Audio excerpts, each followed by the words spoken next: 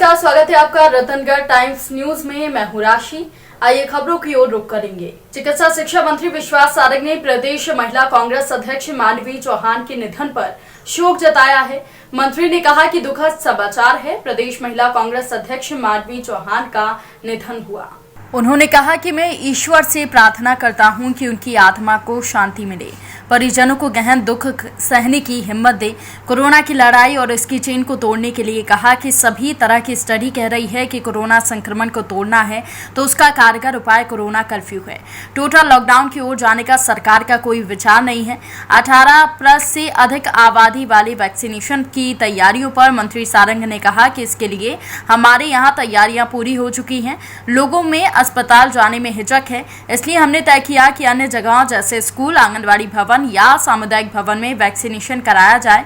हमने 2 दिन वैक्सीनेशन रोककर इसकी रिहर्सल करने का निर्णय भी लिया है। इसकी तैयारी आज होगी और कल इसके लिए मॉक ड्रिल तैयार की जाएगी। ऑक्सीजन के उपयोग के लिए ऑडिट पर कहा कि हमने किस अस्पताल की किस बिस्तर पर किस मरीज को कितनी ऑक्सीजन की जरूरत है, इस पर काम किया है। हमने तय किया है कि भोपाल के जीएमसी के हमीदिया अस्पताल में कोविड 240 बिस्तर पर ऑक्सीजन कंसंट्रेटर का उपयोग करेंगे, जिससे काफी ऑक्सीजन की बचत होगी। इसका उपयोग हम अन्य अस्पतालों में करेंगे। है कि हमारी महिला कांग्रेस की प्रदेश अध्यक्ष जी का निधन हुआ। मैं भगवान से प्रार्थना करता हूँ कि उनकी आत्मा को शांति मिले और ये गहन दुख सहन करने की परिजनों को हिम्मत। हमारे यहाँ पूरी तैयारियां हो गई हैं, क्योंकि अस्पतालों में लोगों को जाने में थोड़ी हिचक है और वैसे भी अस्पताल में संक्रमण का भी खतरा रहता है। इसलिए हमने ये निश्चित किया है कि हम और स्थानों को सेशन के रूप में उपयोग करेंगे, वहाँ पर स्थल बनाएंगे, जैसे स्कूल हैं, आंगनवाड़ी हैं या कोई सामुदायिक भवन है। और उसके साथ साथ 2 दिन अभी हमने वैक्सीनेशन प्रोग्राम को रोककर इसकी पूरी रिहर्सल करने का निर्णय लिया है। से ज़्यादा लोगों को इलाज मिल सके, ये हमारी प्राथमिकता है। और इसीलिए मध्य प्रदेश में हमने ऑक्सीजन के उपयोग का ऑडिट शुरू किया था।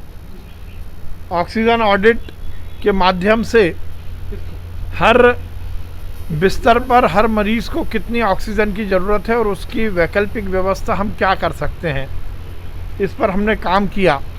और अब हमने निर्णय लिया है कि हम जो हमारा गांधी मेडिकल कॉलेज है उसके हमीदिया अस्पताल में जो हमारे ऑक्सीजन सपोर्टेड 240 बिस्तर हैं, उस पर हम ऑक्सीजन कंसंट्रेटर के माध्यम से ऑक्सीजन सप्लाई करेंगे, जिससे हमारी एलएमओ की बचत होगी और वो हम बाकी अस्पताल में उपयोग करेंगे।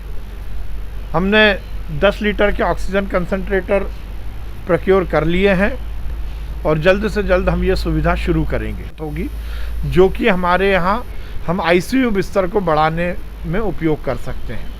उसके साथ ही हमने निर्णय लिया है कि हम प्रदेश में सभी मरीजों का पेशेंट ट्रीटमेंट ऑडिट करेंगे और उसके माध्यम से क्या कुछ पेशेंट में इन दिनों में किन दवाइयों का क्या असर हुआ है और क्या प्रोटोकॉल में परिवर्तन किया जा सकता है, इसको लेकर भी रिसर्च होगी। प्रत्येक मरीज का पेशेंट ट्रीटमेंट ऑडिट ये देश में पहली बार हम शुरू कर रहे हैं। सर, 1 तारीख से फिलहाल के लिए इतना ही। और भी खबरों के अपडेट्स के लिए आप बने रहिए रतनगढ़ टाइम्स न्यूज के साथ। नमस्कार।